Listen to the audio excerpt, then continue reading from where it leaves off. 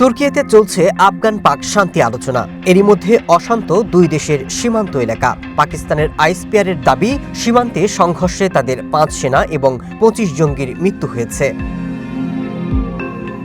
ভারতীয় গণমাধ্যম Times of India বলছে, এই সংঘাতের ব্যাপারে আফগান তালেবান সরকারের মুখপাত্র এবং প্রতিরক্ষা মন্ত্রণালয়কে জিজ্ঞাসা করা হলেও তারা কোনো জবাব দেয়নি। The United States together will create incredible prosperity for the nations on both sides of the Pacific Ocean and to seize.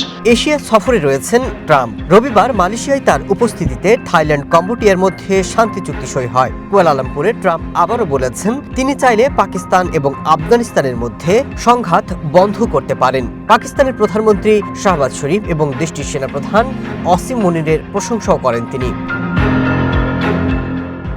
ইস্তাম্বুলে চলমান শান্তি আলোচনার মধ্যে সীমান্তে সংঘর্ষের ব্যাপারে ইসলামাবাদ অভিযোগ করেছে, সন্ত্রাসবাদ দমনে তালিবান সরকারের সদিচ্ছার অভাব রয়েছে। রোববার ইস্তাম্বুলে দ্বিতীয় দফার বৈঠকেও খুব একটা ভালো ফলাফল আসেনি বলে জানান দুই দেশের কূটনীতিকরা। এর আগে শান্তি আলোচনায় সমঝোতা না হলে আফগানিস্তানের সাথে প্রকাশ্যে যুদ্ধে জড়ানোর হুমকি দেন পাকিস্তানের প্রতিরক্ষামন্ত্রী খাজা আসিফ। দুই দেশের মধ্যকার চলমান সংলাপে একদিকে যেমন কোনো অগ্রগতি এখনো দেখা যাচ্ছে না, অন্যদিকে সীমান্ত সংঘাতও বন্ধ নেই। সার্বিক পরিস্থিতি বিবেচনায় আফগানিস্তান এবং পাকিস্তানের মধ্যে আবারও বড় ধরনের সংঘাতের শঙ্কা করছেন বিশ্লেষকরা।